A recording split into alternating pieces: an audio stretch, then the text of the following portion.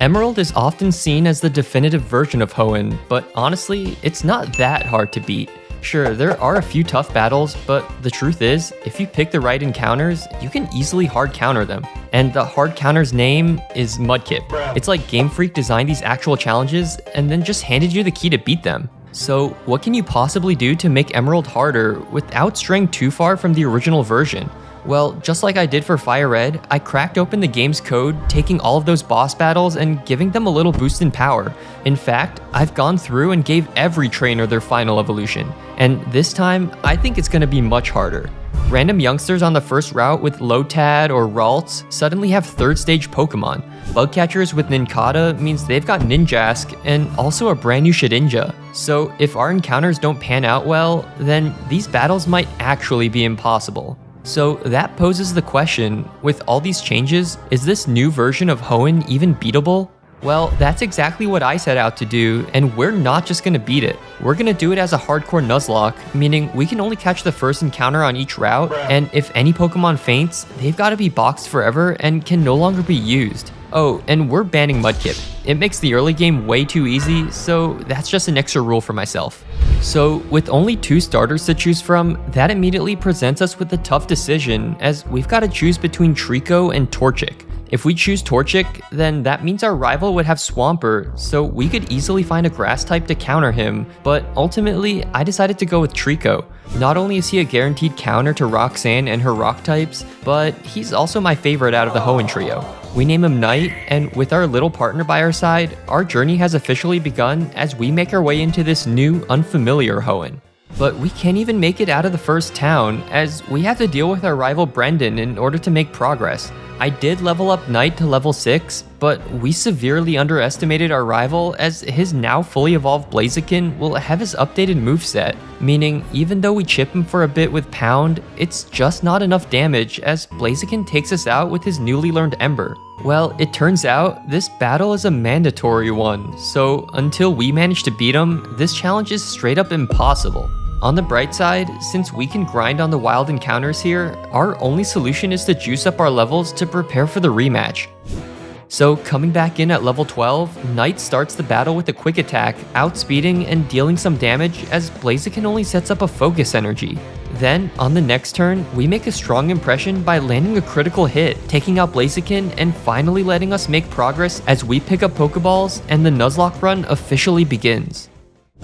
The good news is all the encounters are unchanged, so we can grab a Wurmple on Route 101 named Grub, a Zigzagoon on Route 103 named Zote, and also a Poochyena on Route 102 named Nosk.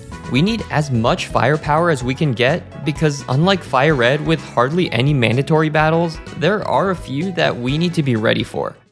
The first is youngster Calvin, who normally has a level 5 Poochyena, now fully evolved into Mightyena. He hits pretty hard with Tackle, but the only way we can play around it is by getting a few levels. At level 9, Zigzagoon actually learns the powerful move Headbutt, so after dropping their accuracy with Sand Attack, we can take him out in 2 hits to win the battle. We can dodge the rest of the trainers here, making our way into Petalburg and doing the catching tutorial with Wally. His Ralts is going to be a Gardevoir the next time we face him, so I'm hoping he can actually be a formidable rival going forward. We do get another encounter on our way into Petalburg Forest, that being a Marill on Route 104 named Tiso, so that makes me feel a little better for the first gym fight.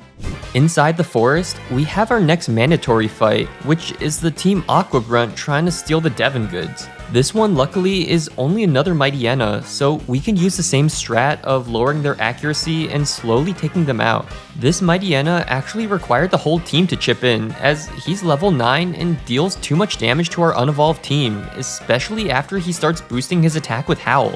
Eventually, Zote comes in and finishes him off with a headbutt, meaning we can make it out of here unscathed and rescue the Devon employee.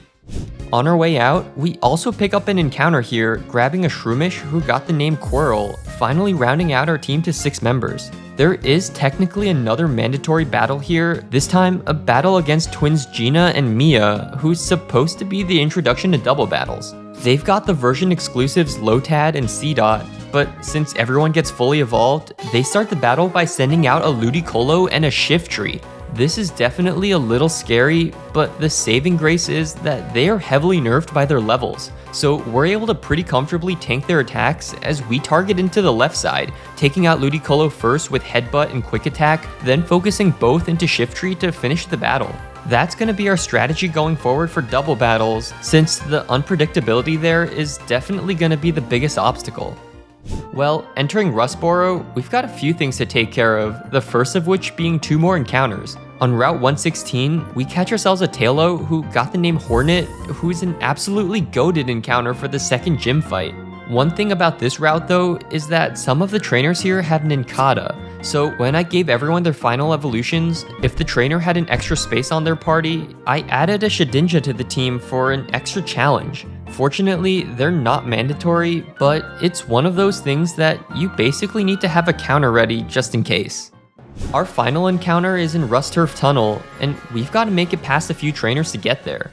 We accidentally hit this spinner who's not mandatory, but definitely tough to dodge. She starts the battle with the freaking Breloom, and unfortunately, our team was not prepared for this. I tried to get a poison with Poison Sting, but we don't land the 30%, so I've got to switch into Zote. But Zote gets tagged with a Leech Seed, meaning not only can she do good damage with her high attack stat, but she can also heal. Fortunately, we have Night with the grass immunity, meaning we can't get our health sapped, but Breloom's tackles still hit like a truck. We're brought down to yellow health, and to play around the crit, I switch into Zote, and Zote, our absolute GOAT, connects with 2 headbutts, chipping away twice at Breloom's remaining HP and taking her out, meaning this weak Route 1 rodent has just saved our run. There are 3 more trainers here, and we actually hit every one of them by accident, but we're able to pretty easily maneuver around them. 2 of the hikers only have Golem, so our Knight and Tiso can pretty easily handle them. The third one is a youngster with another Breloom, but thanks to the trainer before, we know they don't have Mach Punch or any fighting coverage at this level, so I just keep Zote in to take him out. He also has a Ludicolo as his second Mon, but Zote holds onto his GOAT status and takes him out too. As for our final encounter in Rust Turf Tunnel, we of course catch a useless Whismer, meaning we've got nothing else to do but to take on the first gym challenge. And just like my previous video, I'm gonna treat these gyms like dungeons and clear out all the trainers before we take on the boss. But luckily, these guys only have golems, so with half our team being hard counters, we can pretty simply take care of them with Quirrell and Knight. That only leaves Roxanne herself, and with everything else prepared, we can head in and take on her newly upgraded team. She leads with her golem as we're starting with Quirrell for the hard counter. We fire off a quad effective absorb, taking out half her health as Golem hits us back with a Rock Tomb. But that's why I led with Quirrell, because we are much bulkier than Trico, meaning we can sponge a few more hits. Roxanne heals up with the potion, but that just means Quirrell can recover back more HP before cleanly taking her out. Roxanne's second golem also goes down to a couple absorbs, as we even level up to level 16, meaning we can learn Mega Drain, which is just a direct upgrade to absorb. Roxanne's last Pokemon is Nosepass, and since Probopass wasn't added until Generation 4, he luckily doesn't have a Steel type yet to resist our attack. Our Mega Drain does massive damage as Nosepass only goes for a block, meaning we can land another one to finish him off, winning us the battle and letting us collect our first gym badge. So with the badge in hand, we've got a few items to knock out before we can get our next badge. The Devon employee needs our help with Team Aqua, so we can track him down back to Rust Turf Tunnel to take him out. He's only got a Mightyena, so Zote can pretty easily handle him with a few headbutts as we retrieve the Devon parts and rescue Pico. But before we sail over to Dewford Town, there is one obstacle we need to take on. As we're leaving Rustboro, there's an optional rival battle against Brendan if you still need some XP, and since I went through all the trouble of changing all the trainer teams, I decided to make all these battles mandatory. He starts the battle with the fully evolved Ludicolo, but with our fully evolved Grub, we can fire off a few Poison Stings as we quad resist his grass moves. Ludi goes down as Brendan sends out his fully evolved Blaziken. We've got our Tiso to resist him as we fire back with super effective water guns to slowly whittle away at his health. We end up getting brought pretty low, so to avoid a crit, I switch into Zote and Nosk to chip away at him before finally taking him out with Night. So with our rival taken care of, we can sail with Mr. Briny to Doofer Town to get ready for our next challenge. On the way there, we take care of a few new encounters, including fishing up a Tentacool who got the name Umu, as well as a Makuhita inside Granite Cave who got the name Mato.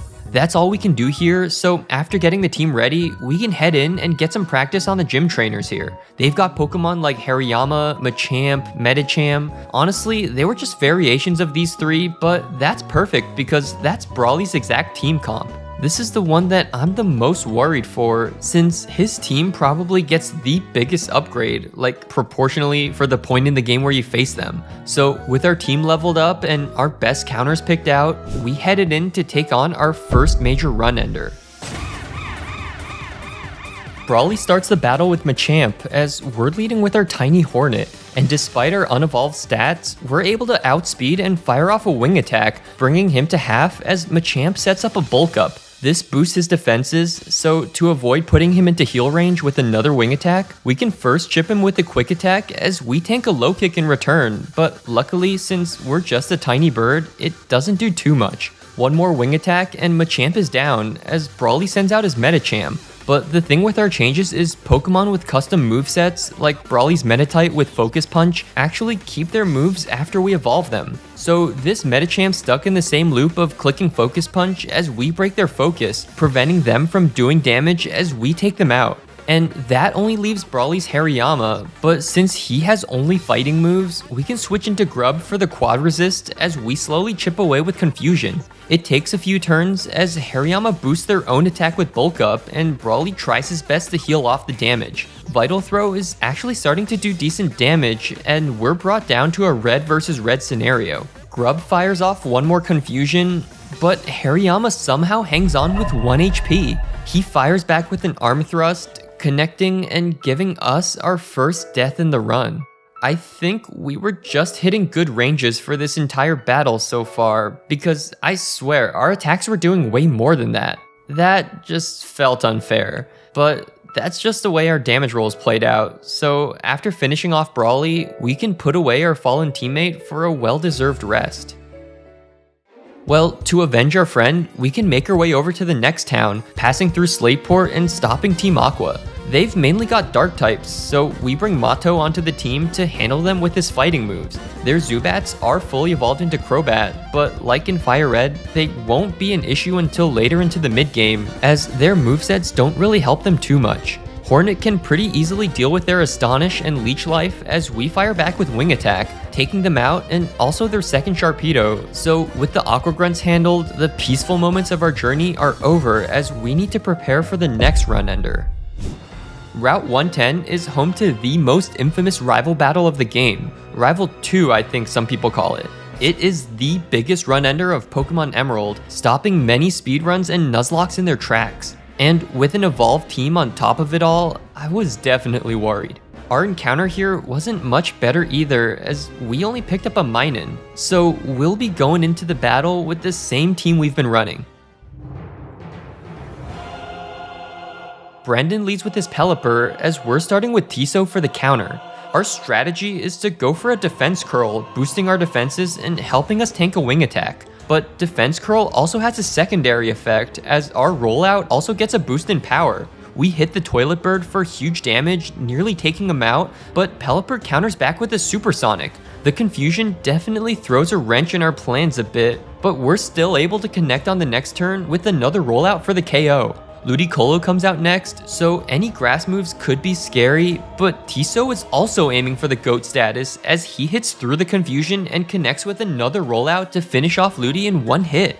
Last out is his Blaziken, who outspeeds and sets up a focus energy as Tiso unfortunately fumbles the bag and hits himself in confusion. I still decide to stay in and try again, and we actually do decent damage. We tank the double kick, finishing him off with another rollout as we manage the victory, defeating this difficult battle with no casualties. So with access to Mauville now granted to us, we can make our way into the city to take care of some stuff. A few housekeeping things like getting the Acro Bike and also the coin case, meaning we have access to the OPTMs in the game corner to help us out. We also have the Wally battle here, and his Ralts is fully evolved, but since the poor guy's only level 16, our newly evolved Hornet can come out and handle him with a few wing attacks. Yeah, sorry Wally, I had high hopes for you, but this is rough. Well, carrying on, we have some more encounters to knock out, including an Oddish on Route 117 named Gorb, which if we get a Sunstone, then I might think about getting a Blossom. Might. If Grovyle dies, then I'll think about it. Well, that's our one and only encounter before Wattson, so I decided to just keep the same team to challenge his trainers. They honestly aren't too bad to deal with, and there's actually some good diversity here. We have Machamp for some reason, but also the usual guys like Manectric and Electrode. It's a great opportunity to train up Mato, as he can effortlessly take out the fully evolved electric mons, as well as the non-electric ones like Linoon. Even against the random Swalot here, we can support with Sand Attack to drop his accuracy before switching into Tiso to take him out. We even get some evolutions to help us out, as Mato evolves into Hariyama from all his training, Quirrell evolves into Breloom, and we even bring Gorb out and evolve him into Gloom for the electric resist. Now, Wattson is genuinely scary in my opinion, as we don't have a Marshtomp to counter him. So with all our preparations done, all we can do is cross our fingers and step in to challenge him. He leads with Electrode as we're starting the battle with Mato. And we've got an insanely strong start as we fire off a Fake Out, which somehow lands a critical hit and takes out half their health. That's great momentum, but unfortunately, our lead is cut short as Electrode goes on the offense, outspeeding and going boom to try to take us out with him. It does exactly half as Electrode goes down to the recoil. Wattson sends out Manectric next, and this one's his weaker one. He only wastes the turn going for Howl to boost his physical attack before using a special Shockwave, meaning Mato can clean him up with a few Vital Throws as well. Wattson now sends out his Magneton, which was odd to me because he's weak to our fighting moves. Magneton is pretty slow too, so I stayed in and attacked, and Magneton outspeeds us. Yeah, turns out, Magneton is pretty slow with the speed stat of 70, but Hariyama is even slower with the speed stat of 50. This one, I did not see coming. And this one hurt too. I was really looking forward to using Hariyama on our team, but unfortunately, we were outsped by this heavy hunk of metal and our life was cut way too short. Quirrell comes out to avenge his fighting brethren, but the fight's not over yet. Wattson sends out his final Manectric, who starts setting up with Howl as we set up ourselves with a Leech Seed. It's a race to see who can outdamage who, but we've got some rare tech that you probably weren't expecting. I call on Zote to take care of Manectric as we go for a Mud Sport. That means all of their electric moves are cut in half, essentially making them not very effective. So a couple of headbutts later, with Shockwaves not dealing as much damage and the Leech Seed to keep us healthy, lets us pretty easily take out his ace, winning us a well-fought battle as we collect our third gym badge. Well, moving north, we can head up towards Mount Chimney, breaking the rocks with our newly acquired Rock Smash and getting a Geodude as our encounter, which is very unfortunate as that means we'd miss out on a desert encounter. But we do get some other notable mons, including a Numel on Route 112 named Grim, and a Torkoal inside Fiery Path named Galleon. There are a few more trainers here with interesting Pokemon, like one guy has a Manectric and also a freaking Wailord, but we've got the type advantage and the level advantage to help us navigate through. So passing through Fall Arbor Town, we can heal up a bit and head towards Meteor Falls, with a few unnoteworthy encounters like an unfortunate Spinda on Route 113, and also a Swablu on Route 114, but inside Meteor Falls, we do get a pretty neat encounter, that being a Solrock named Radiance, the final boss himself. Team Magma and Aqua are here, so after clearing out their turf war, we can climb up the mountain to confront Team Magma at the top of the volcano. The trainers on the way there aren't too bad, since we have Tiso to hit them with quad effective bubble beams, and Zote hits pretty hard with stab headbutts regardless of typing. At the very top, we have to take on Maxie, and normally his team is pretty tough, so his Golbat being evolved into Crobat is definitely an extra challenge for us. He starts the battle with Mightyena as we're starting with Quirrell. Despite the Intimidate lowering our attack, our Mach Punches still do decent damage as we slowly take down the big pup. This somehow baits Camerupt instead of Crobat, so we can switch into Tiso to hit him with the Bubble Beam. Camerupt somehow survives as he fires back with the magnitude 8, and Tiso somehow tanks the hit. Maxie heals up, but another Bubble Beam can finish off the ugly cow to knock out his ace. And against his upgraded Crobat, we can switch out into Zote, but Zote might be losing his GOAT status as he gets hit by a Supersonic and hits himself in confusion. Instead, we bring out Hornet to chip him with the wing attack, but Crobat is just too strong and too fast as he brings us too low to stay in. I tried pivoting to Umu, but since we're not evolved yet, we can just barely tank the hit. The one who ends up taking him out actually ends up being Tiso, as we set up a defense curl to tank his wing attack before connecting with a boosted rollout for the KO. Man, these boosted base stats from Golbat to Crobat are no joke. So with Team Magma stopped for now and the meteorite in our pocket, we can make our way down Jagged Pass towards our next gym badge. On the way there, we do snag a Machop from the grass, whom I named Markoth, but there's not too much on this route as we can expertly dodge all the trainers here. So arriving in Lava Ridge Town, we got ourselves ready for the fire type trainers we're about to face, and by that, I mean we booted off our 2 grass types for some better answers. So sorry Knight and Quirrell, you guys can chill here for now as we bring out Grim the Numel and Radiance the Soul Rock. And with 2 higher beings on our side, these trainers stood no chance. We're met with opponents like Magcargo, who dies to any water move, Camerupt, who also dies to any water move. Yeah, the trainers here really aren't that bad to deal with. There are a few curveballs like Kecleon or Medicham, but we've got decent counters, meaning we can make it through unscathed as we get ready to challenge the leader herself.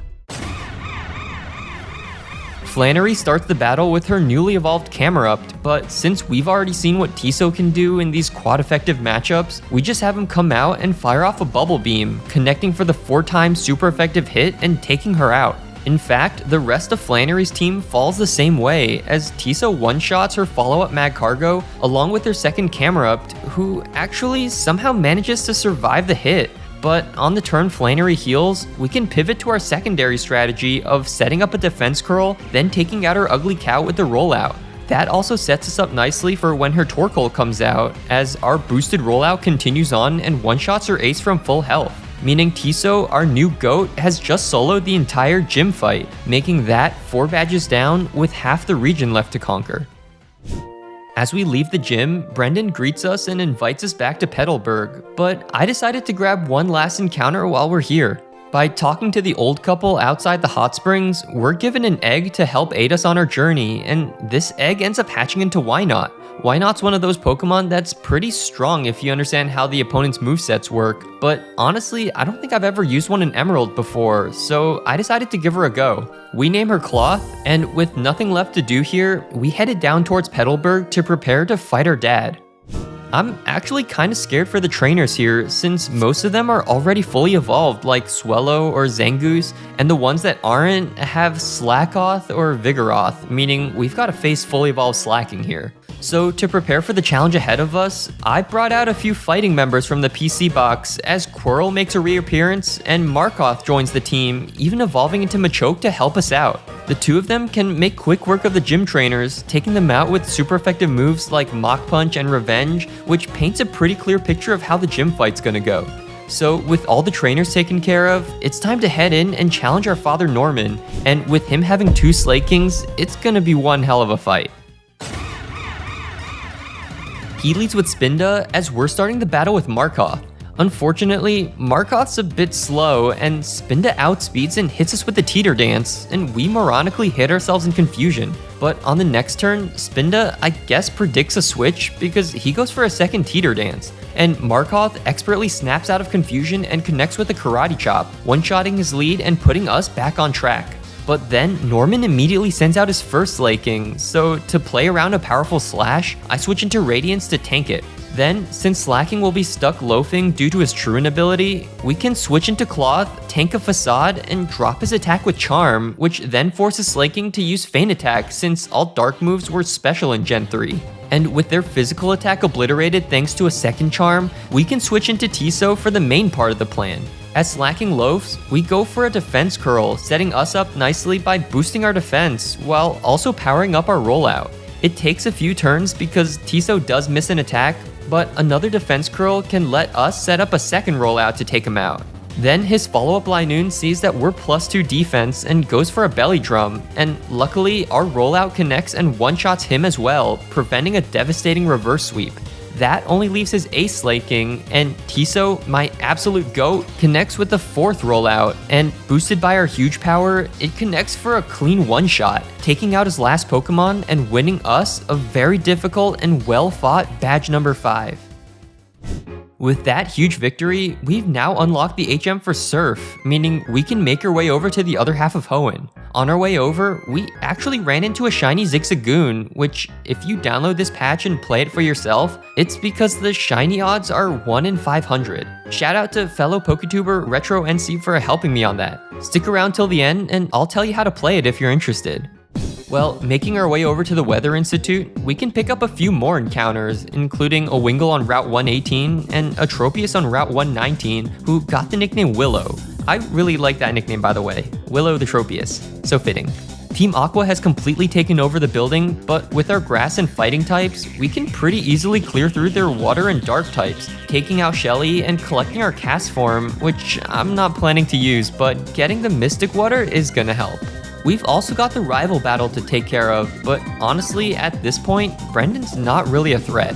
Radiance takes out Pelipper with Rock Throw, Umu takes out Ludi with a few Acids, and also cleans up her starter Blaziken with the Rain-boosted Surf. So with everything taken care of, we can head into Fortree City to prepare for the next gym. We need to pick up the Devon Scope, and on our way there, we do lose an Absol encounter since the idiot refused to get in the ball. But since we helped Steven take care of the Kecleon problem, we can clear out the one in front of the gym and prepare for the upcoming trainers. I decided to put our 2 fighting types in the PC for now, bringing on Graveler and Minun just for this gym. We end up sweeping through the trainers as Sly's Thunderbolts one-shot everyone, and Brum helps a little too. I think the only tough ones are Altaria, but it's really just practice for the final fight. I'm not really nervous for this one, so with everything else taken care of, we can head in to take her on. Winona leads with the fully evolved Altaria as we're starting with Radiance, and we somehow outspeed her lead as we fire off a Rock Throw, chipping her for huge damage as Altaria only uses Mirror Move, mirroring our Rock Throw and doing no damage. So one more Rock Throw and Altaria is down as Winona sends out her Tropius next. But we just happen to bring Flamethrower for coverage, chipping her down to about half as Tropius prepares a Solar Beam. But since we know the attack is coming, we can switch into Cloth to Encore her into the attack before countering back with the Mirror Coat to return the damage. Winona sends out Pelipper next, but that's an easy switch into Sly on the court-mandated Protect. Then a single Thunderbolt is another easy one-shot, and next up against her ace Altaria, since she's running Earthquake, I switch into Radiance for the Levitate immunity, but Altaria ends up going for a Dragon Dance on the switch. And then on the next turn, she sets up a second D-Dance as we luckily connect with the Rock Throw for over half. Now, the good thing is Altaria's only physical coverage is Aerial Ace, which we resist, and Earthquake, which we're immune to, so she's stuck using a special Dragon Breath on us. We even get parried, but Radiance, our GOAT, breaks through the para and connects with a Rock Throw, taking out her ace before she can sweep our team. And that only leaves Skarmory, but we can switch into Sly to take her out with another Thunderbolt, cleanly one-shotting her last Mon as we walk away with a Deathless badge number 6.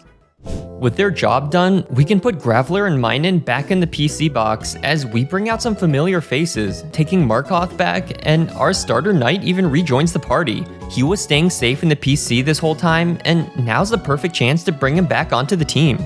We also catch a few more team members as we make our way towards Lily Cove, including a Shuppet on Route 121, and also my new GOAT, a Giraffaric in the Safari Zone named Izelda. There's a few other housekeeping things to do, like grabbing the Giga Drain TM, the Shadow Ball TM inside Mount Pyre, and also clearing through Team Aqua at the summit. The trainers aren't that tough, but the double battle having fully evolved Mons was pretty cool. Facing down a Wailord and Sharpedo was really neat. Archie doesn't fight us at the top, so we can retrieve the Magma emblem and head back towards Jagged Pass to take out Team Magma. There aren't any tough trainers, especially that Tiso and Umu are super effective into their Pokemon, meaning we can pretty easily make our way into the depths of the hideout to challenge Maxie, who just got done releasing Groudon. But his team's not that difficult either, as our now fully evolved Machop can handle his Mightyena with a little bit of planning. Mightyena loves going for swagger, so we can equip a Persim Berry to get a free +2 to our attack, shake off the confusion, then counter back to take out his lead. Then, Radiance can take out Crobat with the Rock Slide, as well as his Camera Up, since we've got the Levitate ability, so we're totally safe to stay in and take him out with 2 more Rock Slides. We take out Maxie, but this slog of a story isn't even over yet. We have to first fly to Slateport to witness Team Aqua steal the submarine. Then, we have to fly back to Lily Cove and take on Team Aqua in their hideout. It is extremely boring as we just mash A through all the trainer battles, but we do get a little cameo from my wife as she's showing off her stickers. They are Winnie the Pooh themed. Well, at the heart of their hideout, we can battle Admin Matt to slow them down, but it's not really noteworthy as Machop easily handles Mightyena and Umu can handle his Crobat. We actually get a lucky 10% freeze, but Crobat just thaws out on the next turn, so it wasn't actually noteworthy. Sorry guys, I was just lying. Me when I spread misinformation. Well, with Team Aqua defeated, we finally knocked out this slog of the story as we can finally get ready to find the next gym challenge.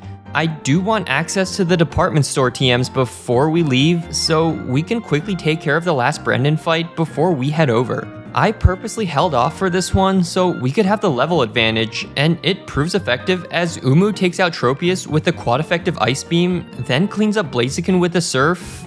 Honestly, I don't know what the AI was doing there. And then against her Pelipper, we can switch into Tiso and use Rollout a few times to take care of him, along with his follow-up Ludicolo, meaning with the battle one, we can say bye to Brendan as we never see him again. And with Team Aqua's Whalmer cleared out, we can surf our way over to Moss Deep to finally start progressing in our gym challenge again. It takes a bit to make our way over, and my wife makes another cameo showing off her other sticker collection. These are Care Bear themed for her makeup powder and sponge thing.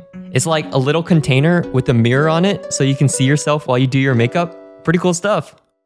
Well, arriving in Moss Deep, I've honestly waited long enough. We charged straight into the gym and knocked out all of the trainers. The full evolution bump helps these guys a lot, as the very first one is a Gardevoir and Alakazam, but we can manage our way through since we have the level advantage. And also, since this is the Psychic gym, Cloth is pretty safe to just click Mirror Code each time and return huge damage. The other Pokemon here are guys like Xatu or Grumpig, which we can carefully maneuver around to clear through the rest of the trainers. So with everything taken care of, we can head in to take on our first double battle gym leader. And I'm just gonna warn you, this is gonna be a tough one, even if their teams remain unchanged. They lead with Xatu and Claydol as we're starting off with Umu and Tiso. My strategy going into this was basically surf spam with our 2 water types, but our damage is pretty awful as Umu connects for low damage on both opponents. Claydol actually fires back with an Earthquake, hitting our side for huge damage as Umu is nearly taken out. This was just a horrible misplay on my end. I honestly thought Tentacruel was bulkier than that, so now we're on the back foot. Tiso Surf also connects for awful damage, so we gotta think about our next move.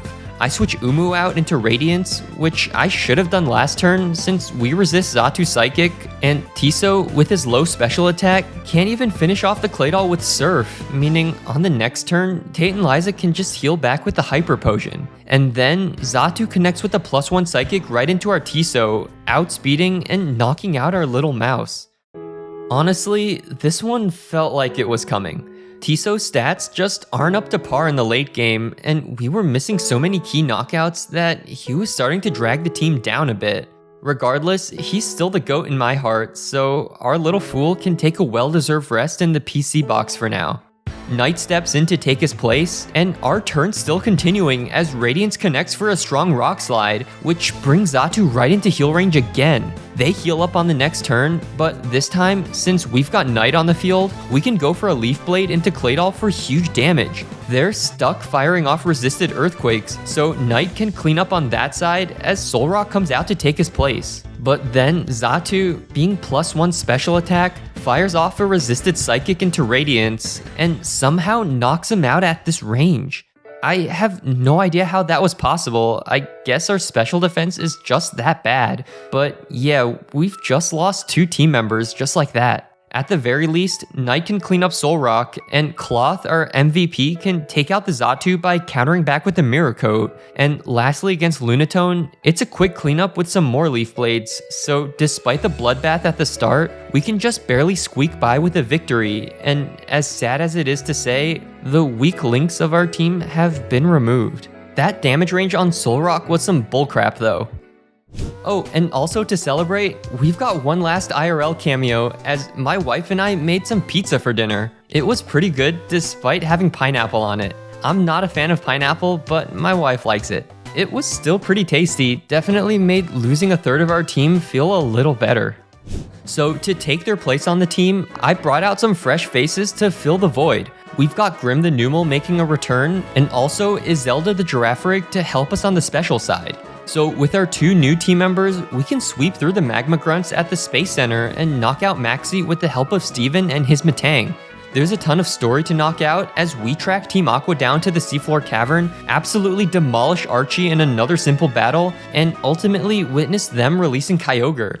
It's total mayhem on the surface as Groudon and Kyogre are duking it out, but we can make our way over to Sky Pillar to grab Rayquaza, who flies over and descends from the sky to calm both of them. Poor Groudon, he just shrinks into the water to escape. Yeah, bro is definitely dead. Bruh.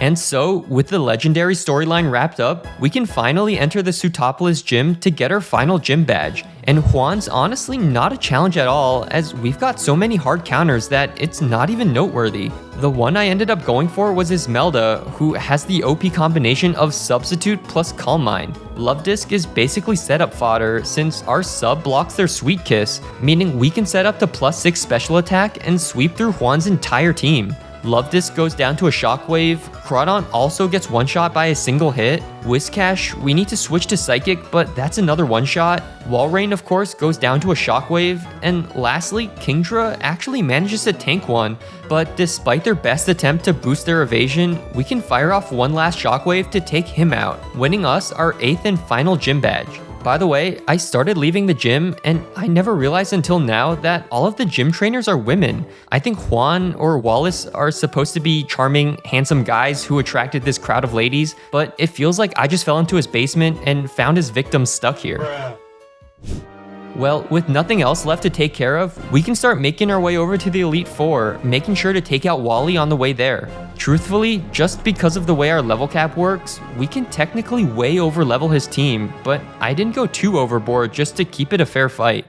Still though, Umu one-shots Altaria with Ice Beam, Izelda handles Gardevoir because they start setting up double team, so we need to resort to Calm Mind plus Shockwave. Markoth can easily one-shot Delcatty as well as his Magneton, which was just an odd switch-in, and finally, against his Roselia, we can have Grim step in to take him out with the powerful Eruption, meaning with all obstacles cleared through and the team basically finalized, we might as well head in to take on the final gauntlet of the run. Our first challenger is Sydney, who leads with Mightyena, but we've got Umu to counter him.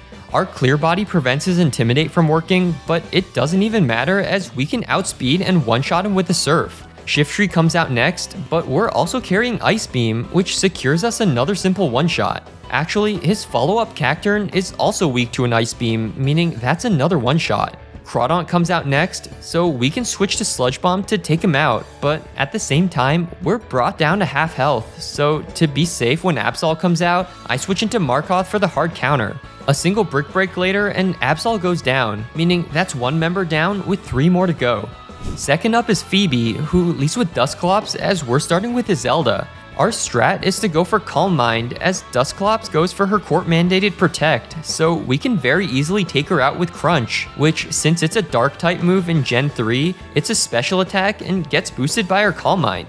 Actually, it's a full-on sweep thanks to Izelda's normal immunity, as Banette gets taken out in one shot, Sableye actually survives a Crunch and tries setting up with Double Team, but we've still got Shockwave from the Juan fight to play around it. And her second Banette, along with her second Dusclops, all get taken out too, meaning we've just cleanly soloed the second Elite Four member with only 2 more to go.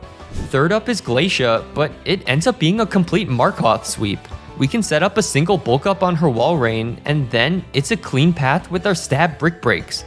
Walrein number 1 goes down, Glalie number 1 outspeeds us with an Ice Beam but still gets taken out. Her second Walrein also goes down to a single Brick Break. Glalie number 2... Actually, all the Hail Chip has brought us kinda low, but it's no worry as Umu can come out and clean up with 2 Surfs. And lastly, against her third Walrein, we have our Cloth come out to reflect an Ice Beam back at her, taking her out in a single Mirror Coat and winning us the battle, making that 3 down with only 1 to go. And that final challenge is Drake, the Dragon-type expert, who leads with his now fully evolved Salamence, as we're starting with Umu, but despite being fully evolved, he still retains Shelgon's moveset, meaning he needs to go for his court-mandated Protect. But fortunately for us, Umu can just outspeed and one-shot him with an Ice Beam, since they now have an extra weakness thanks to their Flying type. Flygon comes out next, but Tentacruel is very speedy and we can just outspeed again with another quad-effective Ice Beam. In fact, Drake's entire team can be outsped and one-shot with Ice Beam, as Altaria also meets the same fate. Kingdra, however, is actually bulky and survives the hit, letting him set up not 1 but 2 Dragon Dances. But Cloth, our absolute GOAT, can easily tank their attacks, returning the damage with a counter to stop the sweep. That only leaves his final Salamence, but we can safely pivot into Markoth on the crunch, then have Umu take him out with the quad-effective Ice Beam, meaning our team has just taken out the hardest gauntlet of the game, with only 1 challenger left in our way. Wallace stands before us, taking Steven's place as the champion of Hoenn. He leads with his Wailord, but our Knight is a great answer. To play around the max-powered Water Spout, we can outspeed and fire off a couple Leaf Blades to take him out. Milotic immediately comes out next, and playing around the Toxic, we can bring out Umu to chip away with Sludge Bomb. Milo can only hit us with Surf, so we trade blows for a few turns, but they've got Recover to keep themselves healthy. Eventually, we're outstalled because we don't have any form of recovery, but we have a backup plan. I bring out Markoth, who can set up a bulk up and bait Milotic to use Toxic. Then, with our +1 attack and our Guts ability to power up our moves even further, we can one-shot the Serpent's remaining HP for a super clean KO. Wallace sends out Whiscash next, but since we're already so boosted, I just stay in and hit another Brick Break for a strong neutral hit, which is also enough for a one-shot. Tentacruel comes out, and while I'm sure we can one-shot him with the strength, we're kinda low, and Tentacruel's pretty fast, so I'm not risking it. We send out a Zelda on a Hydro Pump, as we can fire back with a Psychic on the next turn. It does a decent chunk considering how specially defensive Tentacruel is, but now we've got to tank a Hydro Pump.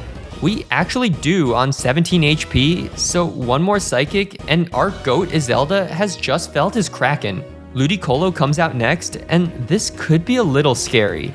We definitely have to switch out, so I switch into Knight on the Surf as we start firing off with Leaf Blade. Ludi goes for his double team strats, which was the whole reason why Zelda's still carrying Shockwave, but since they're low health, we need Knight to lock in. We actually land all 3 of our Leaf Blades, knocking out Ludi before his double teams can get out of hand. And that only leaves Wallace's final team member, his Gyarados, but Knight's already on a roll. We stay in and go for a Leaf Blade, chunking the Serpent for a decent amount as he sets up a Dragon Dance. That is actually pretty scary. I have no other choice but to switch into our only answer, our bulky Cloth, to come in and sponge his Hyper Beam, surviving on half health as we tank the massive attack.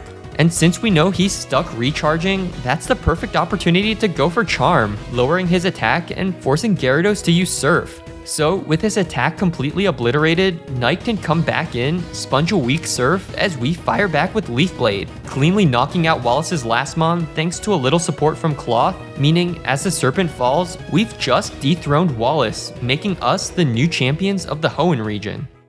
And that is how I beat this impossible version of Emerald when all the enemies are fully evolved. Honestly, compared to Fire Red, this was much harder. Your beginner trainers with Slakoth or Ralt are serious threats when they're fully evolved, and I mean, even the bug catchers are no joke. I did a good job avoiding them, but if you don't have a Tailo or Torchic ready in the early game, then a bug catcher with a Nincada will be fully evolved into a Ninjask and Shedinja, so you could just wipe from lack of encounters. If you want to check out the game for yourself, it should be in the description. If it's not, then I just forgot, so please be patient with me.